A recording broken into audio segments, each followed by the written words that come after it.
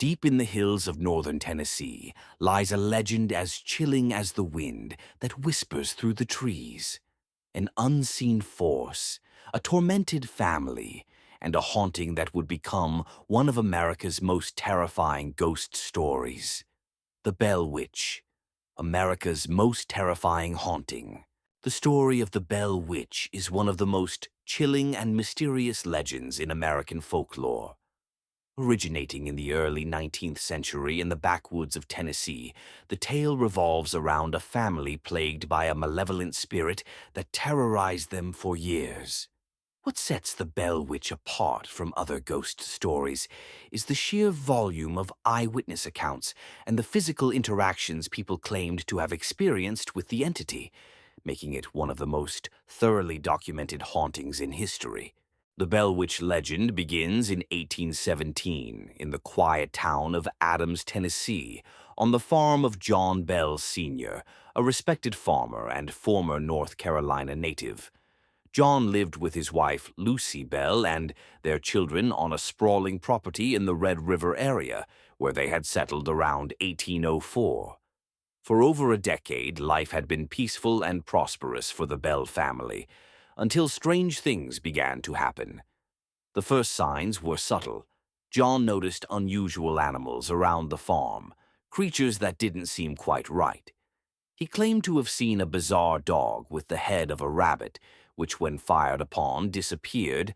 John's son, Drew Bell, approached an unknown bird perched on a fence that flew off and was of extraordinary size, and his daughter Betsy observed a girl in a green dress swinging from the limb of an oak tree. The activity soon moved to the Bell household, where knocking sounds were heard on the walls of their log home. These eerie noises escalated to include chains being dragged across the floor, stones dropping on the roof, invisible dogs fighting, and whispering voices that grew louder and more distinct over time. The phenomena grew in intensity as the invisible entity began to speak. It called itself various names, but became most known as the Bell Witch. According to lore, the voice identified itself as Kate, claiming to be the spirit of Kate Batts, a neighbor of the Bells who believed she had been wronged in a land deal by John Bell. Though there's no historical record proving that Batts was a witch or had cursed the Bells, the legend stuck, and Kate became the personality most associated with the haunting. What began as mysterious sounds and sightings soon turned violent. The entity directed its wrath primarily at John Bell and his daughter Elizabeth, commonly known as Betsy Bell. Betsy was reportedly slapped, pinched, scratched, and had her hair pulled by unseen hands. She suffered greatly, and the attacks seemed to intensify when she became engaged to a local boy named Joshua Gardner. John Bell, meanwhile, was plagued by headaches and twitches. The spirit would call him names and threaten to kill him. Despite prayers, attempts at exorcisms, and the help of neighbors, nothing seemed to banish the malevolent force. Interestingly, while John and Betsy bore the brunt of the torment, the spirit seemed to enjoy the company of others, especially that of Lucy Bell, John's wife. It would reportedly bring Lucy fruit, sing hymns to her, and express love and respect. The contradictions in the spirit's behavior added a layer of complexity to the haunting, making it all the more unsettling. One of the most famous episodes in the Bell Witch saga involves Andrew Jackson, who would later become the 7th President of the United States.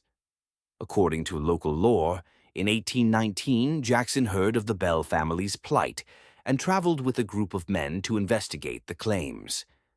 As the story goes, Jackson's entourage was halted by a mysterious force as they approached the Bell farm. Their wagons refused to move, the horses became terrified, and an unseen voice allegedly declared, "You may go no further." Then, as suddenly as it started, the obstruction disappeared, and Jackson's party was allowed to proceed. One of Jackson's men, a self-proclaimed witch tamer, boasted that he would confront the entity, but he was soon flung around by invisible forces and fled in terror. Jackson reportedly remarked, "I'd rather fight the British again than deal with the Bell Witch." While there is no surviving documentation to confirm Jackson's visit, the tale has become an essential part of the Bell Witch legend. The haunting culminated in the mysterious death of John Bell on December 20th, 1820. For years, the spirit had declared its intention to kill him, calling him Old Jack Bell and relentlessly tormenting him. On the morning of his death, John was found in a stupor, and a mysterious vial of black liquid was discovered near his bed.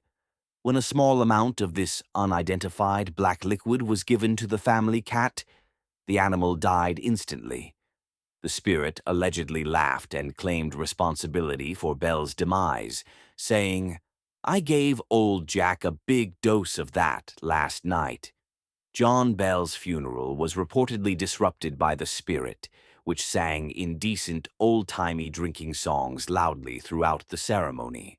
Following his death, the entity appeared to grow calmer. It told the family it would leave, but promised to return in 7 years, a vow it allegedly kept. In 1828, 7 years after John Bell's death, the spirit reportedly returned to visit John Bell Jr., one of John's sons. The entity engaged him in a lengthy philosophical conversation about life, death, the afterlife, and spirituality. After a few weeks, the spirit vanished once again, this time for good, or so it claimed. Some stories suggest the spirit promised to return again in 107 years, in 1935, though no definitive haunting was recorded during that time. So if it did indeed return as promised, no one survived to tell about it. The Bell Witch legend has endured for more than 2 centuries, evolving from an isolated frontier haunting into a fixture of American folklore.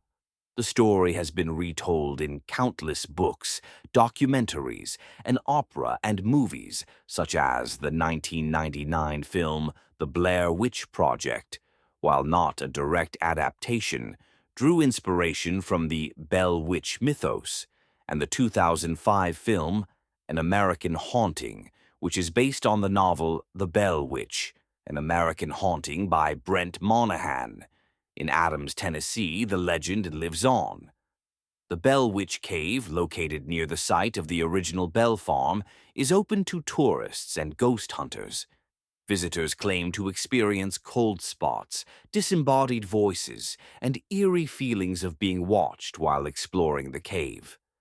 Though skeptics argue there is no conclusive evidence of a supernatural presence, claiming it was all delirium, or folklore, or a family secret buried in ghost stories. Believers and folklore enthusiasts alike continue to be fascinated by the story. We may never know. But for those who've heard her voice, felt her touch, or seen her shadow, they know better. The Bell Witch is more than a ghost story. It's a presence, a mystery, a reminder that sometimes the past refuses to stay buried.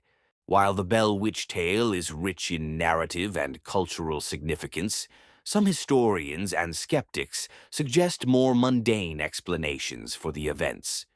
Possibilities include mass hysteria, psychological illness, fabricated tales, or even a form of early spiritualism or religious fervor. Some argue that John's daughter Betsy Bell's torment may have stemmed from trauma, though there's no definitive evidence to support this. The earliest found written account of the haunting, an authenticated history of the Bell Witch, was published by Martin Van Buren Ingram in 1894, decades after the events took place.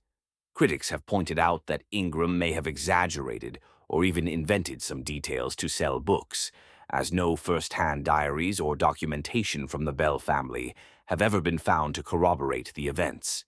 Despite the skepticism, the legend persists, perhaps because it taps into something deeper, the fear of the unseen, the unpredictability of the supernatural, and the vulnerability of even the most pious and stable families.